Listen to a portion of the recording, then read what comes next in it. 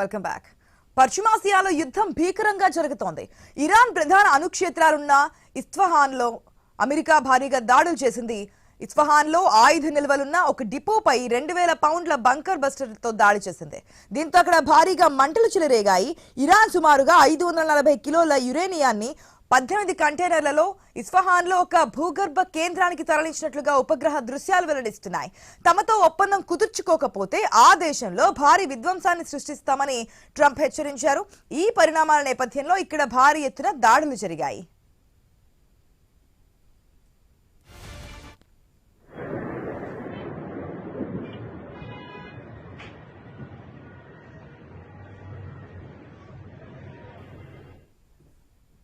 ఇక మరొక వైపు అమెరికాకు కొన్ని దేశాలు షాక్ ఇస్తున్నాయి. సిసిలీలోని తమ కీలక వైమానిక స్థావరాన్ని అమెరికా విమానాలు ఉపయోగించుకోవడానికి అనుమతి నిరాకరిస్తున్నట్లుగా ఇటలీ ప్రకటించింది. పశ్చిమాసియాకు వెళ్లే ముందు బాంబర్ విమానాలను నిలపడానికి ఇటలీ అనుమతిని అమెరికా కోరినట్లు తెలుస్తోంది. ఇటీవల స్పెయిన్ కూడా ఇదే తరహా ప్రకటన చేసింది. ఇరాన్ పై దాడుల్లో జోక్యం చేసుకోవడానికి EU దేశాలు ఇష్టపడడం లేదు. ఇక ఇరాన్తో యుద్ధంపై అమెరికా అధ్యక్షుడు ట్రంప్ కీలక నిర్ణయం తీసుకున్నట్లు తెలుస్తోంది. కాస్త ముందుగానే యుద్ధాన్ని ట్రంప్ ఆపేస్తారని సంకేతాలు వెలువడుతున్నాయి.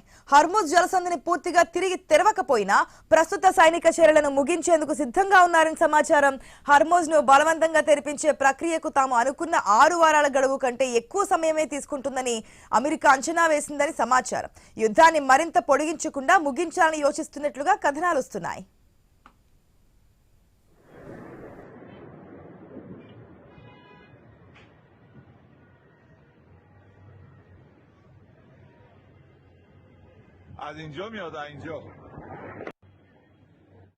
ఇరాన్ నౌకాదళం క్షిపణి నిల్వలను బలహీనపరచడాన్ని అమెరికా ప్రధాన లక్ష్యంగా పెట్టుకుంది.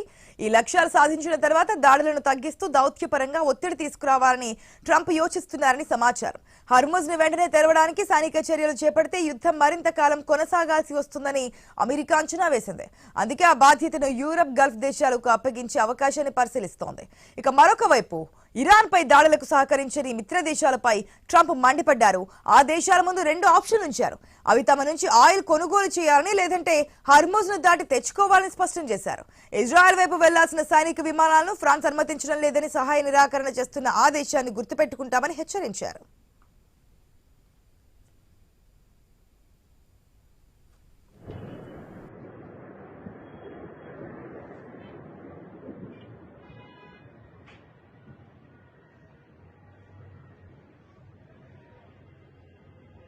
از اینجا میاد اینجا اومد. ఇరాన్ పై అమెరికాతో కలిసి నిర్వహిస్తున్న ఆపరేషన్